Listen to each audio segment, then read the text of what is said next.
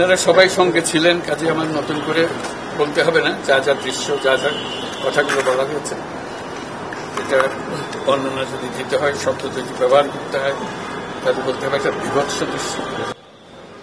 এটা মানুষের মনুষ্যত্ববোধ বলে কোনো জিনিস যা আছে সেটার থেকে বহু গভীরে নিয়ে গেছে। এটা নিশ্চিহ্ন করার জন্য মনুষ্যত্ববোধ যেন কারো না থাকে।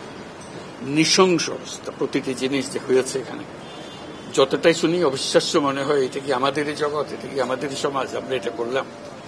এবং যারা নিগৃহীত হয়েছে, যারা এটা শিকার হয়েছে, তারা আমাদের সঙ্গে আছে। তাদের মুখের থেকে শুনলাম কিভাবে হয়েছে। কোনো ব্যাখ্যা নাই। এটা ব্যাখ্যা থাকলে কিছু একটা হলে মানুষ বোঝে যে এটার কারণ ছিল। এটা বিনা কারণে রাস্তা থেকে উঠিয়ে আনার মতো কথা। বিনা দোষে কতগুলো সাক্ষী সাবুত হাজির করে সেই যন্ত্র, ওই এক্সপ্লোসিভ কতগুলো গাড়ির ভিতরে ঢুকিয়ে দিয়ে তারা বলছে তুমি সন্ত্রাসী, জঙ্গি, এইগুলো বলে বলে তাকে নিয়ে আসা হয়েছে।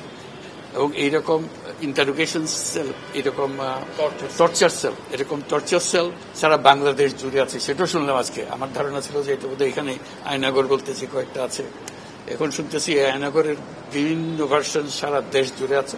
কেউ বলে 700, কেউ বলে 800। এতে সংখ্যাও নিরূপণ করা যায়নি পর্যন্ত। কতটা আছে, কতটা জানা আছে, কতটা অজানা রয়ে গেছে সেই জিনিসগুলো। আমরা এমনি শুনি আইএমএ জাহেলিয়াত বলে একটা কথা আছে। এই গত সরকার এই আইএমএ জাহেলিয়াতকে প্রতিষ্ঠিত করে গেছে সর্বক্ষেত্রে। এটা তার একটা নমুনা। আর আমি কমিশনকে ধন্যবাদ জানাচ্ছি, তারা বহু কষ্ট করেছে। অন্যান্য কমিশন তো তারা করেছে, অন্তত তারা নিজেদের ঘরে বসে করতে পেরেছে। এদেরকে গুম কমিশনের যেটা, তারা কোদাল এগুলো আবিষ্কার করার জন্য আসতে হয়েছে, তাদেরকে বের করার জন্য। কিসের মধ্যে লুকিয়েছিল, কারা কি করেছে, এখনো ধ্বংসাবশেষ আমরা দেখতেছি। কাজে আমরা দেশের যে চূড়ান্ত অবনতি, চূড়ান্ত রূপ দেখলাম সর্বক্ষেত্রে, এটা তার একটা প্রতিচ্ছবি। কাজে গুম কমিশন যেটা আমাদের সামনে নিয়ে আসলো, সেটা হলো যে কি পরিমাণে একটা দেশকে সর্বদিকে ধ্বংস করা যায়, এমনকি মানুষের একেবারে সামান্যতম যে মানবিক অধিকার সেটুকু থেকে বঞ্চিত করে রেখে দেওয়া হয়েছে। আজকে এটা জাতির জন্য একটা বড় চূড়ান্ত রকমের একটা ডকুমেন্ট হবে। আপনাদের সাক্ষী রেখে আপনাদেরকে নিয়ে এসে আমরা শরিক হলাম এটাতে। যারা এই ভুক্তভোগী তাদের সঙ্গে কথা বললাম, কয়েকজনের সঙ্গে। ভুক্তভোগীদের সংখ্যা আমার জানার মতো 1700 প্লাস, 1750 বা প্লাস, এরকম যারা ভুক্তভোগী। অজানা কত এটা তো আমরা আর জানি না। কেউ বলে যে এটা 3000-এরও বেশি হবে। কাজে সেটাও আমরা ধরে নিলাম যে একটা সীমারেখা দরকার, যেটা আমরা অজানা, এটা কেউ প্রমাণ দিতে পারেনি। এই যে উদাও হয়ে গেছে, মানুষ নিশ্চিহ্ন হয়ে গেছে, কেউ বলতে পারছে না সে কোথায়। তার মেয়ে আপনাদের সামনেই ছিল আজকে, যে বলছে আমার মাকে কোথায় নিয়ে যাওয়া হয়েছে। আজ 9 বছর করে, 9 বছর ধরে আমরা আর খোঁজ পাইনি। সে নিজেও ছিল, 11 বছর বয়সে ছিল, সে মায়ের সঙ্গে ছিল, তাকে রেখে মাকে নিয়ে চলে গেছে। এই হলো সামান্য একটা দৃশ্য। এই দৃশ্য বড় করুণ দৃশ্য। এবং এটার কঠিনতম যে লেসনটা হলো, যারা করেছে তারা আমাদেরই সন্তান, আমাদেরই ভাই, আমাদেরই ঘনিষ্ঠ আত্মীয়, তারাই করেছে। এবং আমরা এই সমাজকে যদি এর থেকে বের করে না আনতে পারি, তাহলে এই সমাজ তো টিকে থাকবে না। যে এইভাবে যদি আমাদের হয়, আমাদের সন্তানরা যদি এগুলো করে, এবং তারা যদি এইরকম কাজ করতে পারে, যে মানুষের পক্ষে যেটা সম্ভব। একজন বলছিল ওই যে খুপড়ির মধ্যে তাকে রাখা হয়েছে, গ্রামে তো মুরগির খাঁচা এর চেয়ে বড় হয়। এরকম অবস্থা, মুরগিও নড়াচড়ার যেরকম জায়গা পায় না, ওরও নড়াচড়ার কোনো জায়গা নেই। ওকে ব্যবস্থা রাখা হয়েছে, মাসের পর মাস, বছরের পর বছর তাকে ব্যবস্থা রাখা হয়েছে।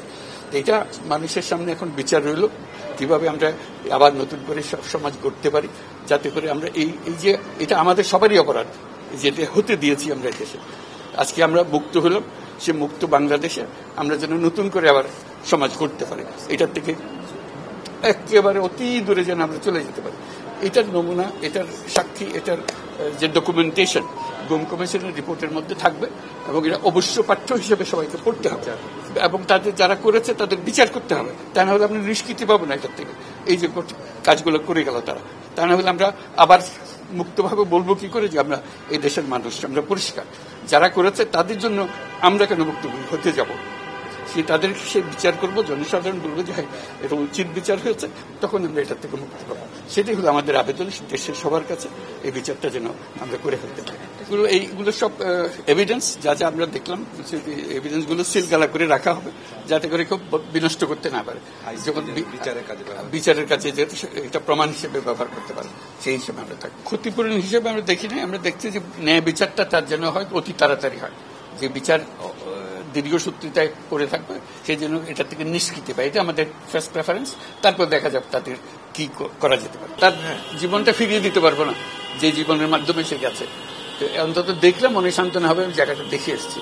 ওই মেয়েটা, যে বাচ্চা মেয়েকে বলতেছেন আমার মাকে আর দেখতে পেলাম না, কোথায় চলে গেল, আজ পর্যন্ত কেউ খবর দিতে পারলো না সে বেঁচে আছে না মরে গেছে, মরে গেলে কোথায় আছে। The whole existence of this government is because of this, that we don't want to stay in that darkness that has been created around us. So we want to create a new environment, new, as we say, new Bangladesh, as the students have been claiming all the time.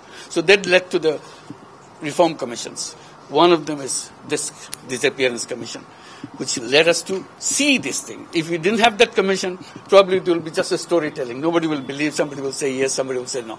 Now they have concrete proof, and now they will go to the justice. So this is one step.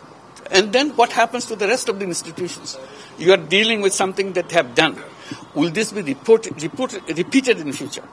That's something we have to make sure that it's not repeated in future. No way. Nowhere near it. This is the worst ever in the whole world possible. So we don't want to have anything to do with it. We'll be as normal as any civilized human being could be. So that's our commitment. That's what the reform commissions are all about. And since you asked the question, I'm very grateful to the commission for taking the trouble. It was not an easy job. They had to fight in all directions to discover. This is a whole discovery mission. It's not as simple going and taking evidences and writing reports about it. So they had to really detectives in very serious way. And they're still worrying about whether we can keep the evidences as they are after all this thing happened. So this is our commitment. We want to create that